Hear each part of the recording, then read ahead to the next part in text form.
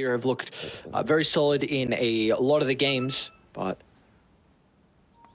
do they have a lineup to be able to enable that, though? We'll find out. That's the beautiful thing. At least we're going the distance here with Game 3. All right, so it looks like at least they're switching things around. Bocce, his item build suggests to me a lot more that it's going to be a Mirana in the safe lane, so you're not going to just get completely crushed. Marblu doesn't have that Blightstone available, but can still get a decent amount of harass off. Oh, is he going to walk up into this? Oh. Run. Oh, it's nice knowing you. Very nice knowing you. First play, Take back that MVP. Sorry, that was last game. He still deserves the MVP. Come on, leave him. That's true. If there's any team that's shown that what happens in one game doesn't transition through to the next, it's Meteor. You know, like, I thought they would be tilted out of their mind after that game one, but they came back and looked pretty dominant. Well, the experience from macros, like we were saying. Come on, man. The battle begins. Oh? Yes. Wasn't the experience? I mean, he had a pretty good Coddle game, and we could see him on the Ember as well. It was 2-for-2 split with the bounties. One thing as well, the Doom was able to get a D ward as well. So I think that was the mid ward. It's already a sentry place. So we'll see how this is able to help out with the matchup between the two. Again, we were kind of mentioning that I think the matchup is a little bit more favored towards the Storm Spirit, but definitely can see the Ember a little bit more favored. Like, not by a lot. Echoes still would not be surprised if he has a pretty good time. Marblu is just going to be able to out-trade Bocce, I think. Even though, you know, your attack damage is the same and everything else with that, you've got the impetus to be able to play around with, and Marblu is going to look to abuse that as much as possible. And, I mean, look, Bocce, he's already way back and even going to get a courier snipe in the meantime. It'll be a perfect synergy if he's able to block the small camp as well. Actually, Bocce's looking to do that. My bad, he's actually making the right play. Just can't afford to let either the Ench or the Doom look to move forward and get any sort of neutrals. You have no right. We might eventually see just some scouting going on over towards the camps by the outpost. How much priority they're going to put on trying to find these neutral creeps. Getting a decent arrow off onto Marblu. I'm also thinking as well, Big Can's holding on to 3 mangoes, so clearly he's in a position where level 3 is probably the time that they're wanting to do it, but if they overextend, we've got the ability to turn around and make a play happen. Which you... Do we feel like there's a lot of kill threats still even once they get that level 3 here? Because you don't really have the melee set up for the Shadow Fiend. No, you don't really. Bocce's got to be a little careful here. Sorry. He's getting chunked down here by Marblu. Not wanting to reveal that observer ward is there. He's holding back on a few of these attacks. And, well, Bocce, very nicely done to avoid a lot of the vision that he's got on the Ench. Really nice, actually. Completely avoiding that salve from being cancelled out. But with a lot of that movement through, he wasn't able to block up this camp. Oh, wow. All right. Disruptor's going to go down. Yeah, Dawnbreaker was able to find a full combo out. When Hao was able to drop the avalanche as well, which was just enough damage to find that disruptor kill. Look at Molasses just beelining towards this Stormcraft. He's like, live! Let me have you! And he just misses out. That could have just completely turned this lane in Meteor's favor.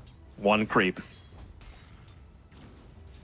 This is a really interesting read from Molasses. He's just going to rush the Arcane Boots. I know it's an item that we're really starting to see a lot as top lane. Yeah, Dawnbreaker. A lot of trouble. They're able to get the kill. Nice little time lock bash to the last attack as well. So this lane's already off to a good start. They've got great position here with the creeps, but it's not even entirely from himself, right? It just enables Marblu to continuously harass with the impetus. I think that's a big reason why he's rushing it as well. I know it's pretty common right now on the Doom, but like you said, it's just you've got a great position for who's going to love to expend that mana.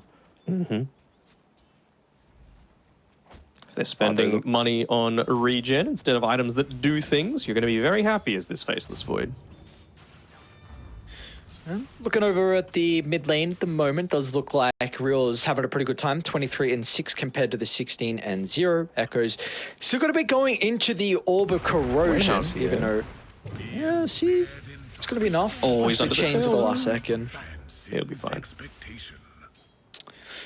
Do we like this Orb of Corrosion even to the Storm? Because he's got decent agi gain and his starting armor's very, very good. I think it's something that you just need to be able to make plays around the map. It's just a really efficient item for anything, honestly. So, yeah, it's fine. I'm just... What would you go instead? Just rush for the phase boots? Yep, suppose so. But like you said, I mean, Orb of Corrosion is quite the item for the Ember overall. Even the bonus health is pretty nice considering his health pool, so... Zeko is still going to that. I mean, there are some heroes that also are lacking the armor. Tiny being one of them. Orion, of course, being agi heroes okay, same with the Shadow Fiend, but Echoes is in a lot of trouble at the moment. Both supports from the boys on Radiant looking to get involved to enable Real, and they're going to do just that. Wenhao rewarded with the kill. Nicely done, though, that recognizing how tricky this matchup can be, especially with some supports rotating as well to help out with the Storm's damage. And not only that, but they also took away both the water runes for the Ember, so yeah, really looking to slow down his game.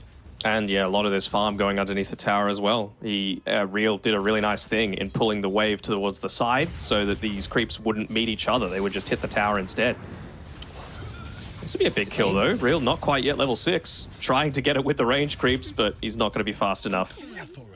Yeah, and with that attempt going on, we saw the duo supports from Lonely, Wenhao and Bocce. They tried to rotate down to bottom to catch out the Doom, but Molasses was just fast enough to TP out, so he TP back over towards the T1 tower, and then as a result of that, we saw what the duo supports on Dire was able to do. In fact, sorry, just TZ, so very nice rotations early on from the supports from both teams.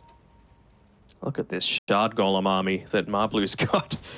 You like being stunned, huh? You also like lot. just 75 damage times 4. Get him going. 1, 2, Go on. 3.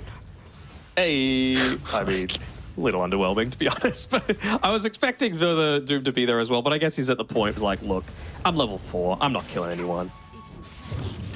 Wenhao in the rhythm's going to be in some trouble. Once again, DZ looking to hang around mid lane. Able to get the vision for the glimpse back. Echoes with a slide up in a couple of seconds. Real's going to prevent that. Let's look at the kill nonetheless on the Tiny. Echoes able to sidestep the arrow, but it will not matter. That gives enough experience for Real to hit the 6, but it looks like he's not going to try and zip onto TZ. Yeah, it was also long enough from his death that he is going to be able to TP back towards this mid lane, but you can really tell that Lonely are going to look to put a little bit more pressure onto this one with the siege creep available. Mirana's hanging around as well, but yeah, even just getting the bottle refill, they're looking to play around each other for the next little bit. I mean, if they can look to make this dive happen straight away, then preventing him from getting onto his level 6. What can they make happen? Bocce's in position. Yeah, he's going to go down. Even with the Enchantress TPing, they got the Dawnbreaker ultimate as well. Great slide dodge, but Echo still goes down for the 3rd time this game, and now even TZ, as soon as he shows up, Real is going to look to zip on over. Another kill given over the side of Lonely. Felt like you would hope that there was some communication going on between these guys, because even just going as far back as that first kill, the support spent a long time in this mid lane, so you would hope that from the side lanes there was some sort of chatter like, hey, so-and-so hasn't showed up for quite some time, but, well, clearly not. He was just playing around as if there was no cares in the world. Oh, man, poor Molasses. He just pops the salve, he gets it cancelled, he gets hit by an Avatos arrow combo.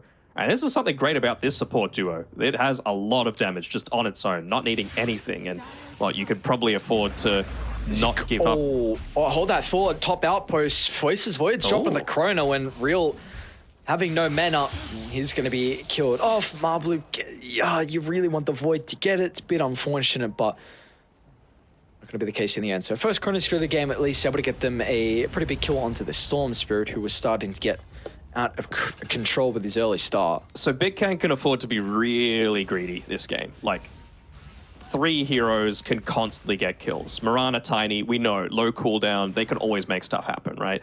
Oh, gonna even get a nice arrow onto this creep. But all they need is like a Solar Guardian if the Storm's not ready, or Storm to go in first if the Storm's ready, right? Like there's so much that's going to enable them to get a lot of these kills.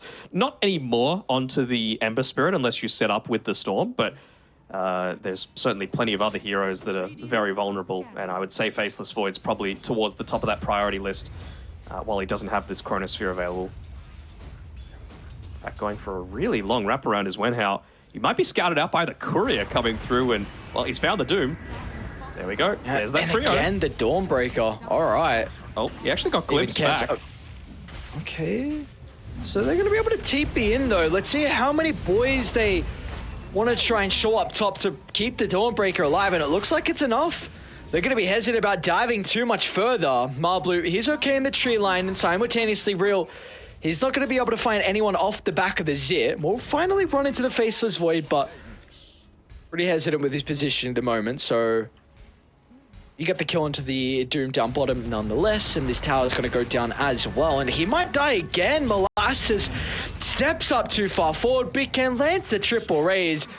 The Shadow Fiend's off to a great start. 3 kills early on for the carry on Radiant. And now River we go. Fights continuing to break out, trying to get themselves set up for a power position for this next power room, but Echoes has still got a DD, in fact. Well, that's going to help out to maybe offset them. Yeah. He should look to be able to claim this one real quickly, and well, he'll look to pick that one up. I mean, the thing that I love about Lonely Rock and Roll is they understand what their lineup has the potential for, and they're executing it, right? Like, I've been saying it since the start. This is a high damage lineup, and they might even be able to kill. Ooh. Oh no, they couldn't get the angle for the arrow. So Echo's going to be okay. Is he going to go for this Real? He's going to be so cautious. His resources aren't that high. Echo's still got some bottle sips as well. Yeah. And how though?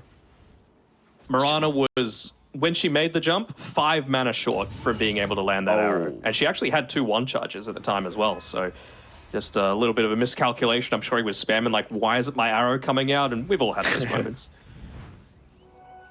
Regardless though, Lonely, what an incredible start for them. Fluctuating between a 2 and a 3,000 net worth lead at this 11-minute mark. Oh, Wenhao. Open your eyes, brother. Are they going to turn? Oh my lord, okay. It's not going to matter about the Static Storm getting laid down. We've got plenty of damage. That's a hell of a Chronosphere. 4-man at 11 minutes in, but where's the damage for the chain to the last second? It's enough to control for the Storm Spirit. And then with the Dawnbreaker as well, he's going to end up going down. Some worthwhile tips. What a chrono. Oh, beautifully done, getting involved early on. 4-man chrono. We got to give him props for that. I mean, that was looking like being such a clean fight for Lonely as well. They were almost able to get away. Wenhao, I'm not sure what he was doing. Like, he got handed over the Tome of Knowledge, just realizing how important it is for him to spike up his damage by getting a lot of those early levels. He's not going to be able to... I really wish the Storm would give this... Never mind, actually, he's going to look to get a kill onto the Enchantress, and it's not going to be too big of a concern. I want to see Tiny holding on to the Tumblr's toy. Is currently coming out to him on the courier. Okay, everything's right in the world.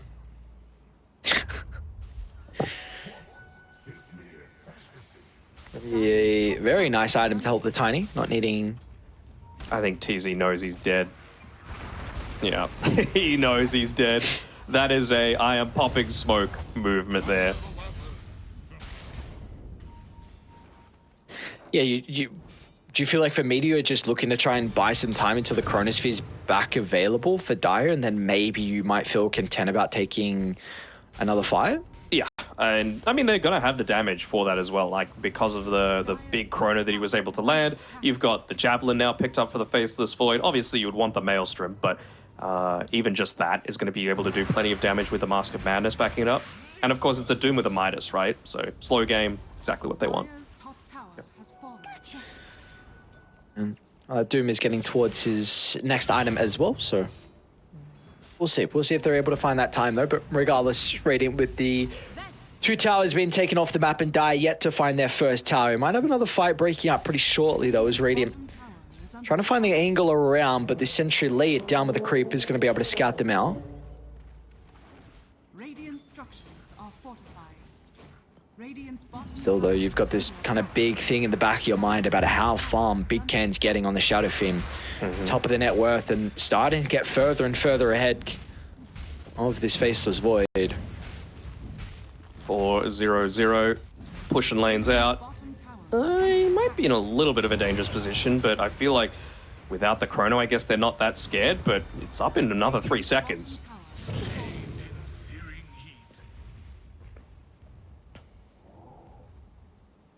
Of course, he doesn't want to just TP back in the middle of the creep wave. Makes things way too obvious they're going to be able to back out or even set up for a potential counter Cautious mid lane, Marblu goes down, but still is able to set up for the chrono. Doom just not in range to land the ultimate, but regardless, Static Storm Got it at the will end. hold them all into place. It's going to be on Big Ken to turn the fight around off the back of the Requiem. The Fear, it's enough control for the Dawnbreaker to get in the middle. Now Wenhao as well, up to the high gun, drops the combo onto 2. Molasses, he's not dead just yet. One more right click, he's able to get away thanks to the mechanism. Bonus armor. The Doom, don't need the arrow. All right. The armor and even just the passive regen as well. The 2.5 per second on the Doom gets him back to safety. Another great chrono coming out, but you got to respect this damage that the Dawnbreaker is able to do, not just from her ultimate, but pre-Desolator. She does a lot just off the back of that Celestial Hammer. Dire's middle tower is under attack. Never refuse good. I don't Oh, they even rushing. remember. Oh, Okay. I don't remember. Is this a common skill build for 3 Dawn? Do you go 1-4-4? I think it depends what the lane matchup is that you're going up against. And against the Faceless Void, he felt like he was going to be right-clicking a lot more. You know, kind of like with the Ember Spirit, you might put an extra point or 2 into the, whatever the counterattack thing is called. Leave, get the Aegis! Okay, they're giving it to the Hello? Storm. Okay. I didn't see him coming over. Like, guys, what's going on here? You and I have cast plenty of games where it's just left in the pit. We're like, hello? What? Hello, team? What? Right. Wenhao again. This Tiny's doing a lot, and my guy didn't even have a blink at the previous fight, so we saw how he was able to land the combo once they were trying to enter that high ground, but now he's got the blink, and he's a pretty This is big. high level as well. What do we got? Oh, yeah, that is Arcane big. Rune, Witchblade, Blink, able to dive TZ because of this Observer that they had setting it up previously. It'll glimpse him back, but you know what? He just gets him back to safety. It's fine, and they're going for more. I like this now. At least you should be able to get another kill. So I was going to say, now you reveal that ward, you pop the Arcane, and you only got the kill on the Disruptor, but now you're going to get the Doom as well as getting a decent amount of damage into the tier 2 tower. So They got tier 2 top as well while all that was happening because they know that the Doom that they're worried about, the Disruptor that they're worried about, and they know that Chronosphere wasn't up yet. So they used an offensive glyph there on the Radiant to enable that to happen. Really like it. And they're going to get a tier 2 most likely off the back of it. Not quite. But this is a Shadow Fiend that's not even level 15 yet. He's level 12. So the impact that this man's having. No ward down, so they're not going to be able to get a glimpse back onto this SF. They would absolutely love that. Instead, it's going to be the Disruptor that probably dies here. very nicely done. Medaya had some read that there was a ward there, of course, previously with the Storm Jump, and Radiant doing a really good job at just making sure they protect their vision. And they're probably not going to leave this area. I mean, they use the glyph. Oh, real? They can look to go high ground. This is pretty deep. I think they were just trying to maybe bait back the Faceless Void. Okay, well, Oh! it's the Aegis. It is indeed the Aegis. Looking for the toss back into the Requiem. Molasses is going to go down. Going to be cautious, though. Chrono does a clip on real. It's on the outskirts, but importantly, he still found the Shadow Fiend as well. Sets up for the Static Storm, and now Echoes. He's looking for the cleanup. They'll drag back the Mirana. And in the end, when we saw the deep attempt, Doom used on the first life, and that was all they needed. Already looking for more, though, is real. Still doing a good job to protect their vision, but that is a fight that goes the way of Dire. Little bit deep, I gotta say that. You know, I like a lot of the previous plays that they'd made, but that was with the understanding that this chrono was not available. They should have known, like, that chrono had been up for a minute at that stage, so way too deep, and they didn't have the damage to be sieging that tower yet. Maybe if they were level 15, maybe if they were going for towers, they could afford to do that. But, 18 minutes in without a full-on push lineup, that's a little bit of experience coming through from Lonely Rock and Roll.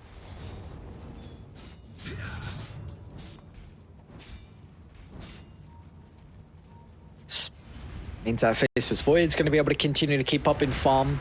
It's already decent chunk of a way towards the BKB, but they want to get straight back out of the map on raid. They still have these aggressive wards to play with. Even though off the back of that previous team fight, weren't able to deward any of the map, so a big reason why Lonely continuing to hunt. You can't really afford to buy a gem at this stage, but you think, imagine if they had a gem, they would just clean up so much and give themselves an incredible amount of space. I mean, you can see the reason why the Void's gone for the BKB, right? He knows the MO of Lonely Rock and Roll. It's running. Molasses might be in trouble. They're going to look for the tiny setup, and with the Dawnbreaker follow-up, he's just obliterated again, and another aggressive ward place as well. They just... MO is just make sure no one has an opportunity to find farm on the boys on Meteor. And then they just make a rotation to the other side of the map. They know that they're not going to be top because they were just top. So Wenhao trying to find someone. I think he might have gotten a little bit too close to that tower. They know where the Tiny is. So they just, again, kind of hemmed back inside of the base. Gonna try and drop the Static Storm. They're fighting without the Chronosphere. Gotta be cautious if this is a further fight that breaks out, because Wenhao with the combo! Oh my lord, what is that again?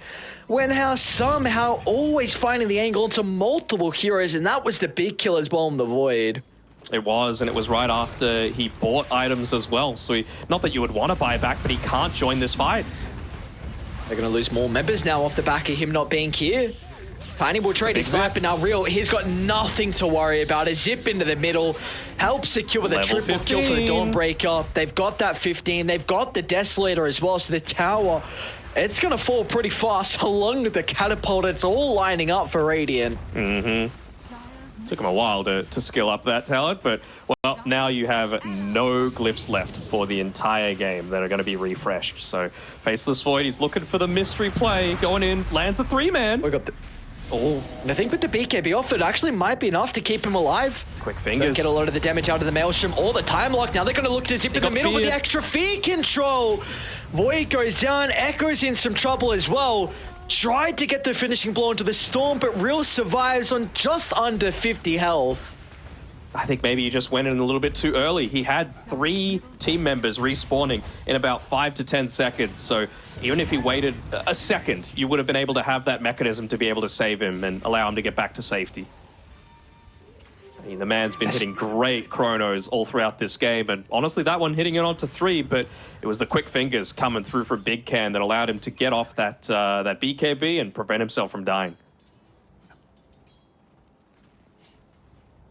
And this, man, oh man, it's a 94% probability at this stage of the game. Echo's bottom lane, let's see. Are they gonna have enough? There is Solar Guardian at the ready. Is combo enough with Avatos to get the... How long's the air time?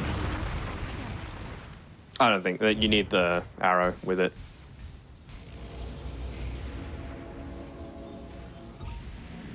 It doesn't even say in the tour to classic. Oh, never mind. Total fight, 1.7 seconds. Okay. Dire's bottom tower is under attack. I guess if you go for full control, right? With Avalanche, then toss the loss, yeah. maybe it would be enough. Okay. Dire's bottom tower Smoke up though, continue to sweep across the map. They're hugging his 4 at the moment. Still Chrono on the cooldown as well. He needs this The BKB so backstab, bad on Void. Everyone's Molasses as standing well. in the way. Ooh, he just used the Time Walk as well. Can't get caught Wenhao yet. did blink, but the Dawnbreaker's got his own blink as well to help them close the Arrow. distance. But the Avalanche sets up for the Arrow tease here. It was a nice Static Storm to stop the fall, but Tiny, but it didn't just matter in the end. He was at least able to find that stun in our TZ. He'll be chased down as well. Radiant, I'm so impressed with how Lonely are playing. They built this net worth lead, and they are just hunting Just unrelentless pressure across the map. Dai cannot get out on the map. They've been hunting since level 5, since Yep. ultimates were first available on both Storm and Dawnbreaker. Like, they have been non-stop, and I love it. And they're going to continue to hunt. One How again setting up for the Solar Guardian 700 crit. Blows up the Enchantress, look and at it is that a Roche instant respawn. Roche spawn. Yeah. Oh my. And he scouts it as well. Oh no. And this is also Daedalus completed too, so you're going to be able to pick up this Aegis and the Ag shot and probably go high ground off the back of the solid pickoff. You give everything to Storm, surely. Shard as well? Okay. No, So Shard. SF got both. Yep. All right. Well, I guess he is your sieger. So even though Storm but is a you can't fear incredible- towers, unfortunately. But you can't crit Cannot. towers either.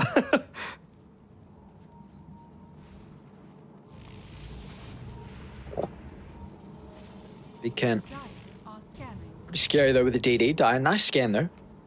Can you imagine if you could Marks, crit they're gonna be able- towers? How busted that would be. Yeah. No, we're good. We don't need that. We already have so much crap that just obliterates objectives. See you, Mablu. Oh, Yep. what? It's the I double don't think damage. Big can't Shadow even Fiend. hit him. I Nah, don't think he hit him. He hit it once, sure. I don't know. No, he didn't. Dawnbreaker. Dawn did all the damage. Oh. Well. What? I think it was the second Oh my- swipe as well. It wasn't even the smash damage from the Oh Starbreaker. my. I think that just procced the Luminosity. Tower has fallen.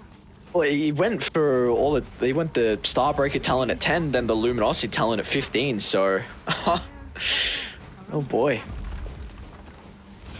As that pickoff wasn't even a real big target, just a support, and they're going to doom the first life. When now's in with a counter initiation. They've got the chrono already on the respawn. Let's see if he's going to be able to pop the BKB beforehand. Faceless Void's going to make sure there's not an opportunity. Arrow does connect along with the Solar Guardian health.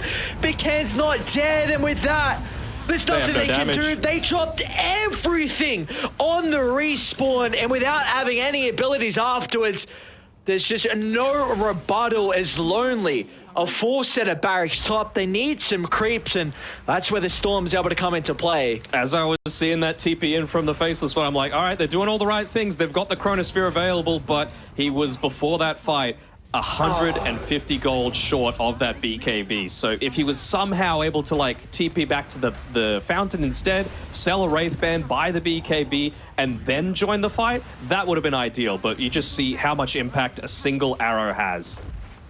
Dire's And that ward inside the base, when How just got a glimpse of the Ember, was able to blow him up, get the die back. You can't. What? Don't tell this man what he can and can't This is do. over. Oh my lord. Now it's over. It is. Man, alright. Alright. So I will. This is a incredibly impressive showing from Radiant. Mm-hmm. I mean, what a masterclass performance. Yeah, honestly, after those first couple of games, I was like, man, how did these guys beat Cactus in 15 minutes in the close?